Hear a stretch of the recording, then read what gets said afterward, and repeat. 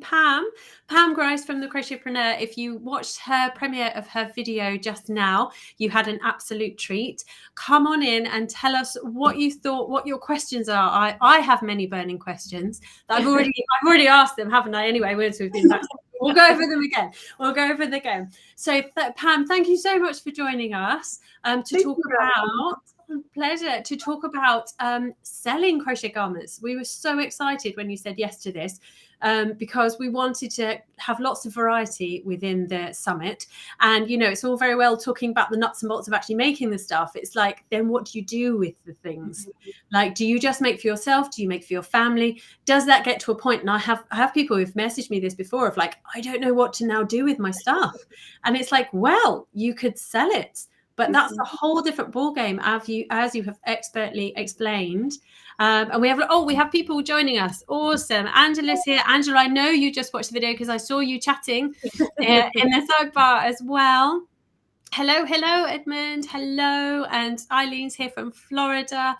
Wonderful to have you with us. So yeah, come on in and ask us your questions. But yeah, my main point, wasn't it, before we started, was selling crochet garments is a whole different ball game, isn't it? A whole different kettle of fish. And it's, where do you go with it? How do you begin? How do you even figure that out as a business? And do you have to figure that out as a business before you start? Yeah, well, I would. Because garments take so long, I think it's really important to ask yourself, is there a way for me to make a profit with this particular product line? And I'm sorry, my dog is trying to get into my office. So asking, how can I make this in order to make a profit? Or am I not even interested in a profit? I'm just doing this for fun, because yes, some people are doing that and we don't have to hate on them. We can just let everybody do what they're going to do. We all have different ideal customers and different places that we're selling. And so just, thinking about those important bits and pieces of, can I make this a viable business, and then move forward from there. If you're already a designer and you already have a stack of samples piling up, you're coming at it from a different angle. But, it is a question to ask, like, do I want to sell these things that are sitting around? I have enough photos. My pattern, it's long been selling, and maybe I want to have a designer clearance for my products. Well, then you don't have to worry so much about how high that profit margin is, because you've already made a lot of money, hopefully, off of that garment through pattern sales.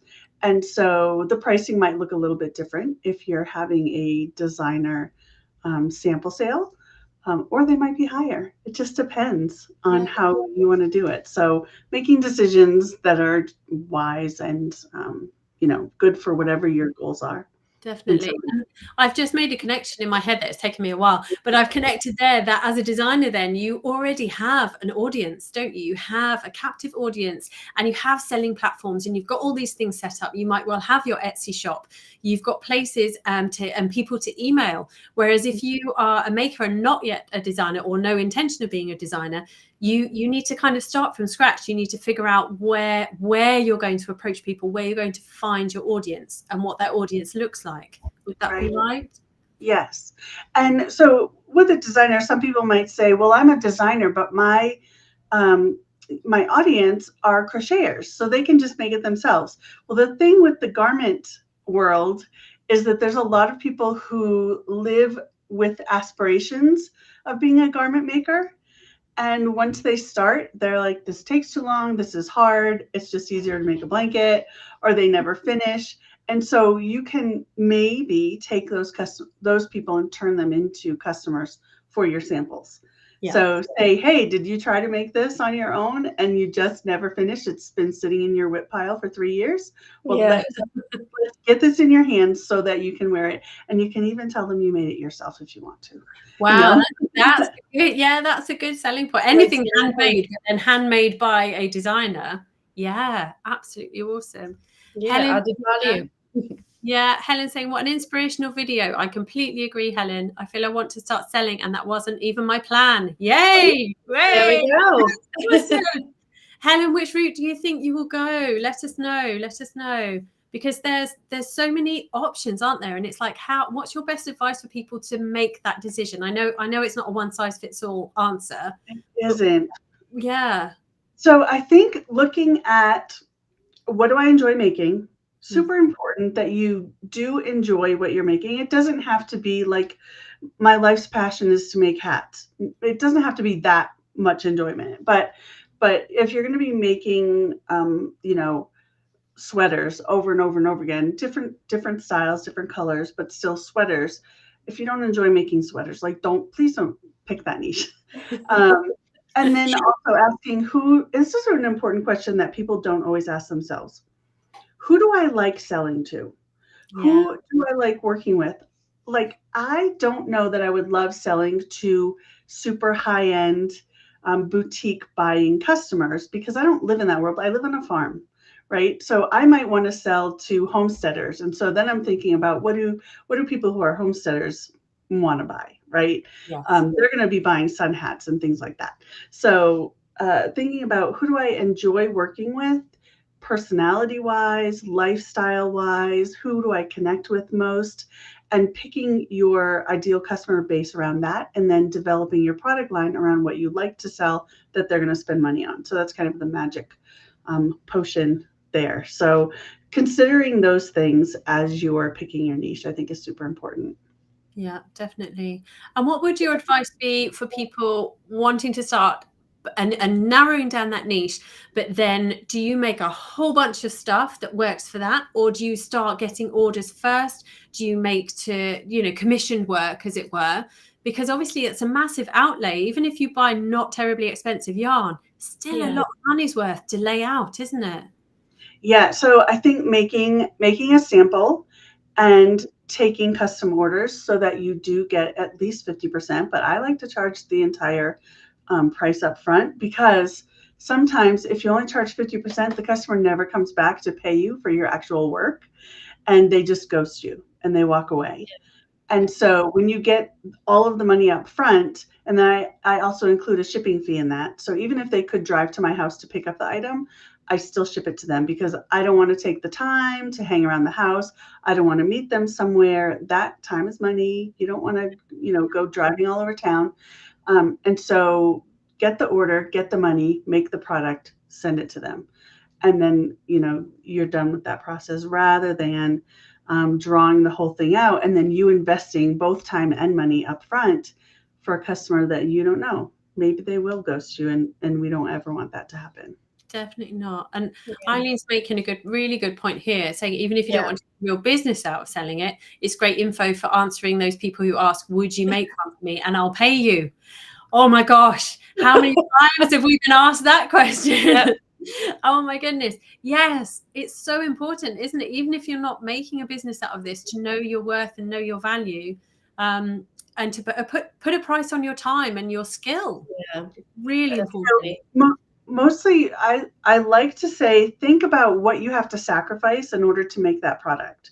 So if you have to sacrifice time with your family, if you have to sacrifice time working on growing your business, if you have to sacrifice, like for me, it would be sacrificing time with my grandson. I'm not really willing to do that for other people who, don't want to pay a premium for that. Yeah. So charge what will make it worth it to you to say no to those other things in your life. Even if you're not making a business of it, even if it's, for fun, you're still sacrificing your time to put into making those pieces. Yeah, definitely. Yeah. And it's the same principle, isn't it, as if you were making hats or gloves or anything. Like, you'll still charge for your time, you'll still charge for your materials. But I think people have this hang up with garments. They're like, but it takes so long that, even a quick garment, like, how can I possibly charge an hourly rate for that? And that's something that you kind of have to get to grips with, isn't it? You do. Your time is just as valuable as anybody else's. Like, you could go work at McDonald's for the price that some people are paying, or you could go work at McDonald's and make 3 times what some makers are charging for their time making these beautiful products, right? Yeah. And the finished product is longer lasting, doesn't just last for one meal, and is so much more valuable. And so really owning that for yourself and saying no to things that don't honor your time and your skills. Yeah, definitely. Helen's asking, are there any legal issues with making and selling items that you've used from other designers? Very good question.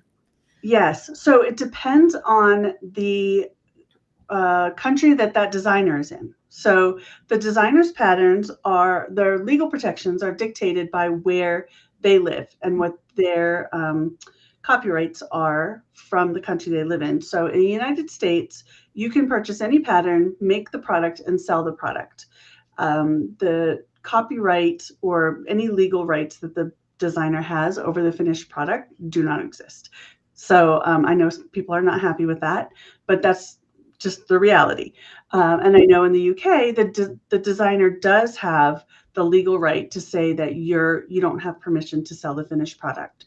So I think it's important if you're going to have a business and you'll be selling the physical products, that you understand those rules based on where that designer is from. And the best way to get the best information is to ask them. Yeah. Say like, hey, I know there's different laws in different countries. I'm not really sure where you are. What are the rules around your pattern, and may I sell the physical product? And you can send them a message before you make the purchase if you need to do that, so that you're not disappointed on the back end with a copyright notice that says you can't make the finished product. So that's what I always recommend, is just reach out and ask. Yeah, because we're friendly, honestly. We don't mind. We don't mind. But I have like a disclaimer, where on all of my patterns that do state that, saying, in small quantities, go for it. Make and sell, and I wish you well. But yeah, different designers have different takes on it, and I think there are some designers as well that don't know the intricacies of the copyright law, etc. And like you're saying, they're not terribly happy with it. But the law is the law. But check and check again. And most designers are really happy for you to use their patterns however you would like to once you've made that physical product. Yeah, I think some of those disclaimers sometimes say that a link or a mention for the designer would be very much appreciated. So it's kind of like a free advertising on a small scale. Right. So when someone says, I could make that myself, you can say, great, here's the designer's name. Yes. Because often I think, but then the audience is not the right audience. If they're at a craft market to buy a finished product, they're not people that want to buy patterns. But yeah, you're right. You might have that person that says, I quite fancy making that. Yeah, definitely. Oh, we have I haven't read it all yet. Do you think selling on your own website or online store is a good way to go? I plan to make wearables, but also home decor. Nice. But it would be a few of one item, and once they are sold, that's it. Okay, hang on, it carries on. At least until I know what sells well. Do you think that is a good plan, or would I be hurting myself? Well, I don't think you'll be hurting yourself. The question I would have is, are you also selling on another platform like Etsy, where they're bringing customers into who are looking for your products? Because anytime you start your own website and you're a handmade product seller, you're competing against all of those listings on Etsy. So it's going to be hard for people to find you. And it will be hard. Yeah, so it'll be hard for your listings to get found. So I don't think that the sales is actually the hardest part. It's the getting found. That's the hardest part when you have your own website. So I think it's important to consider that. I think it's easier to find out what people are willing to spend money on in person, because you can talk to your customers face to face. And so I typically recommend, if you're selling physical products, to also be selling in person so that you can get that immediate feedback from people. So this is my mantra: give it a try. It's all an experiment. It's all an experiment. Everyone's business is going to perform differently. So experiment, give it a try, check your analytics, tweak things, change things, do it. Keep changing things until it works for you. So that's what I always recommend. Yeah, and this is the thing, because I think it says they plan to make wearables and home decor. You can have two people start with the same kind of experiment to see what sells well, and one person could do so well with wearables and the other person can do so well with home decor. So it really depends on so many different moving parts to what works for everyone, because the two people trying the same thing could reach totally different audiences, can't they? And totally different people. One that are probably willing to pay top dollar for wearables, and the other group might, or the other person might reach a group of people that just want to spend perhaps the $15-20 on a washcloth to use in their kitchen. So yeah, it's definitely, like you said, give it a try and see what works. Definitely, that's a good way to go. Yeah, I like it. And I love this comment from Joanne saying, when you reach out to a designer about selling the crochet item from their pattern, I find it's like networking. It absolutely is. Yeah, you're making connections. You're part of this wider crochet community that's so important. You know, designers love people reaching out to them and talking about their, I mean, like, you know, we're proud of the stuff we do. So we want to talk to people about it, and we want to know what you make from it. You know, if people contact me and say, I sold this from your pattern, I'm absolutely delighted. Please come and tell me. Yeah, there's nothing worse than kind of putting a pattern out there and just like getting crickets, or just getting sales but getting like no kind of feedback, or no comeback from it. You think, okay, well, it is selling, but are people actually liking it then? Am I supposed to take it as like, yes, we like this? I know getting feedback is so valuable from people, and it's like, oh, you know, every once in a while I'll get an email from someone with their like story about their business or something. I'm like, oh my gosh, thank you so much for telling me. Sometimes I'm over here just wondering, like, what's going on? What happened? We have the Lopsided Crafter asking, do you recommend a blog for a pass through to Etsy listings, YouTube channel, etc.? So like, meaning like a hub, I suppose, a home for you. So I think everyone should have a blog. That's just my own personal opinion. It's not necessarily my opinion, you know, business coachy opinion. It's just, it's so valuable to have a place to go where people can get to know you, where you can have, you know, you can have your opt-in, you can get people on your list, and you can make offers there. And yes, you can drive people over to Etsy, and then ultimately it can become another income stream for you as you get connected with an ad network. So, you know, YouTube, blogging, both of those channels, I think, are valid and valuable channels to build into your system of your business. So it could be either or it could be both. So it depends on your capacity and your time and how much you want to put into it. So yeah. And I suppose the thing with your blog is that you own it.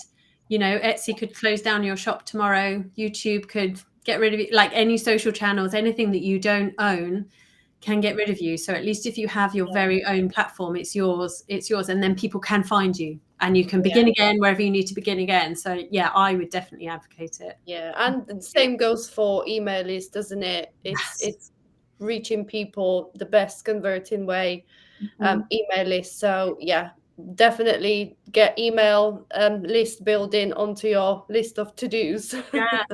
Yeah.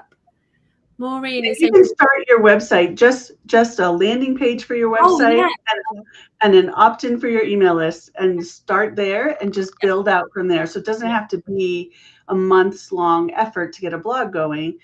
Start with where you are, with the easiest way to get started, and then grow from there. So don't make it overwhelming when it doesn't have to be.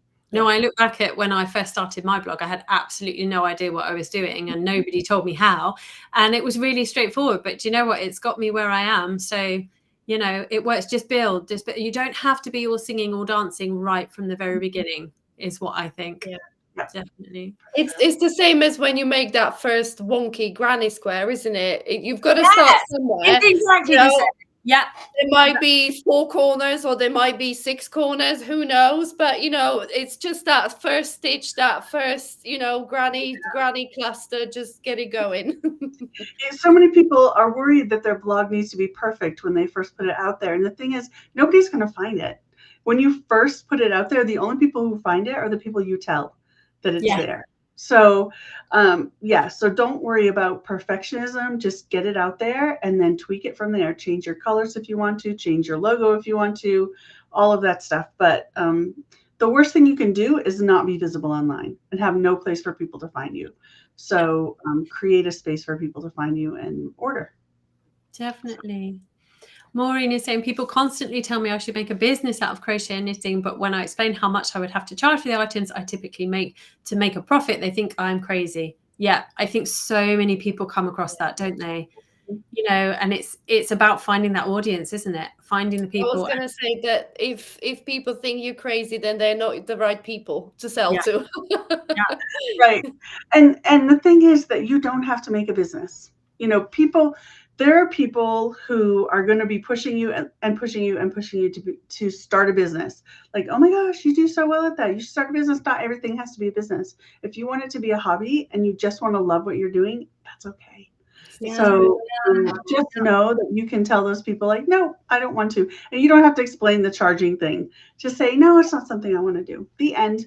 And don't get into it with them, because people will, if you give them a reason to, people will fight you on things that don't even matter. You know, they'll push you and be like, no, you need to do this. It would be so good for you. Like, no, I don't want to. Thanks. So talking about sacrifice, is it better to use basic fiber as acrylic to sell garments, or is it better to do pieces with good fiber such as merino superwash? I love this question. It's such an important question. So it depends. As ever. What's your brand? Who are you selling to?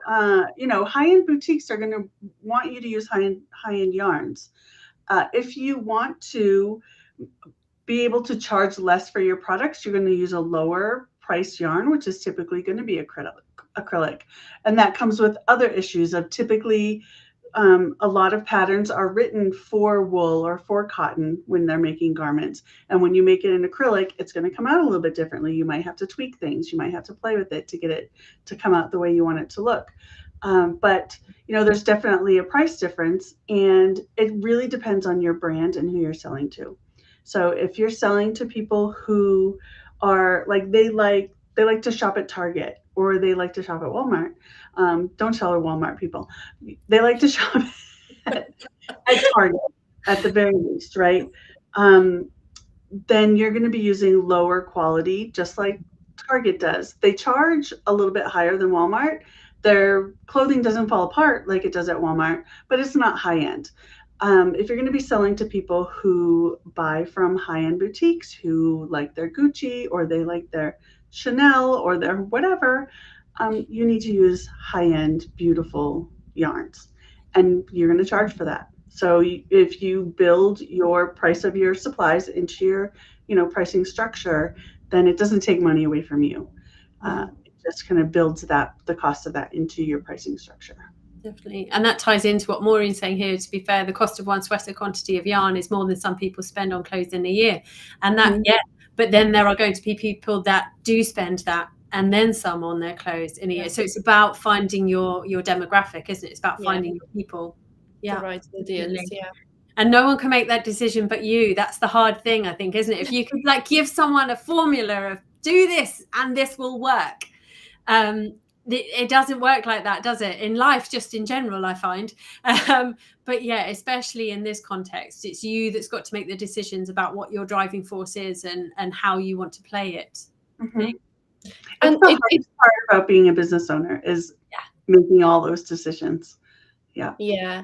And when you're kind of starting out, it's like you said, it doesn't have to be a full-blown business that your family relies on. You could just start something small on the side and just kind of, like you said, give it a go and see where that takes you. It doesn't, you know, it doesn't have to be all singing and dancing and rely on that income right from the start, because that, I think that's half of the struggle. It's the pressure people feel sometimes with turning their hobbies into business, and you have to make it work and you have to earn this money. So maybe starting on a really small scale, or just as a side hustle. I mean, many huge businesses these days, they all started in as a side hustle. I mean, I believe Amazon started in his garage, like, you know, so absolutely, just give it a go. Definitely. It's so true. And I think if you're in a position where your family is relying on the money and you're just starting a business, that my practical advice would be to get a job where they're paying you a predictable amount of money. Yeah. And do this on the side until you build it up into something and you can afford to leave that predictable income, because you're going to stress yourself out saying, I have to.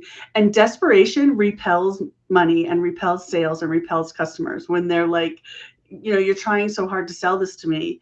I just want to get away from you. If you're in the market, people don't like that. So coming at it with a more relaxed attitude will be really helpful. So, as much as maybe you want to get away from working for somebody else, sometimes it's the best option short term while you're building a business. And like that kind of, like you just said, that desperate selling, that's not kind of the selling strategy to go and approach kind of high-end people and boutiques, is it? That's not, so definitely a side hustle is a good way to start if you can afford to do it full time. And I think that also then think about your own well-being as well, because if you are working so flat out, like most people, I assume, I got into crochet because I really enjoyed it and it relaxes me. And if you are not enjoying it, like you have to make these products, and if you are not enjoying the process of making them, that's going to be awful, absolutely awful. So pressure, you need to be in charge of the pressure that is put on yourself, I think. Don't you? I think for me, I was doing custom orders for a long time, and even selling on Etsy of like, pick your color, pick your embellishment, whatever, and I'll make it for you. And then I started feeling that pressure of like, oh my gosh, I don't feel like making that. So then I started just selling, ready to ship. And said, this is what I have, buy this thing. And it took that pressure off of, now I just have to package it up and send it. So be willing to adjust based on how your business is feeling. Yeah, definitely. We have a question here then. I have a crochet club at the school I teach. Awesome. What recommendation can you give me for students when they tell me they want to sell the items they made in the club? Tell them to go for it. Yeah. So I have free resources on my blog at crochetpreneur.com, and I have a YouTube channel, youtube.com @thecrochetpreneur, and send them there and let them, absorb some information about starting a business. But I would encourage them. Some children are amazing entrepreneurs. I think of Jonah. I can't remember the name of his business. Jonah, the little boy who does all Jonah's hands. Is it Jonah's hands? Yes. So he's amazing little entrepreneur, and well, he's not so little anymore. But I would really encourage any form of entrepreneurship in children, and whether they sell at the school craft fair or they go to a farmer's market, it's really helpful if their parents are involved, of course. That makes it so much easier. But as a leader of that crochet club, you could really influence these children's lives, whether they keep up with their, little business that they're going to start, or if this is their experiment of stepping into the entrepreneurial world, and then they start something else as an adult, saying, I learned some really good skills as a child. I think it's really great if you can provide that opportunity for them, or just the encouragement. Definitely. I love it. And children are so much more positive, I think, than most adults, aren't they? They're just like, I can do this. My children, I'm always like, okay, go for it. It's so refreshing, isn't it, with children? So refreshing. And it's definitely time better spent than just playing perhaps video games or stuff like that. Just get that little fire in their belly going, and get them to do something. That's awesome. So whose fault though is it if you make something in good yarn, they buy it, you give them instructions to look after it, but they don't follow instructions and ruin it and then want their money back? It's a hard if they ruin it, then it's their fault. I mean, there's good customer service and there's good business. And people not following the instructions is 100% their fault. And you can say, like, I'm really sorry, but I clearly told you how to take care of this and you didn't follow the instructions. So you might say, I'd be happy to give you a 10% discount or something like that, but you don't have to do that either. You don't want customers who are continually ruining things and wanting their money back anyway. So it's not like you're trying to build a long-term relationship with someone who is going to, try to, mess with your business that way. So, I always kind of. Oh, go ahead. So I have a phone call that I have to hop on with my own business coach. Now. Well, we're out of time anyway. So yes. Thank you so much for joining us. I'm so sorry. Thank you. No, don't worry. It's fine. Thank you so much for your wonderful presentation and for joining us. And yeah, this is the end of our day 1. So everyone, we have a rest. I need a rest. We all need a rest. And we will be back tomorrow for lots and lots more. Yes, So of course. thank Thank you you so much, much. Pam. Thank you. Bye-bye.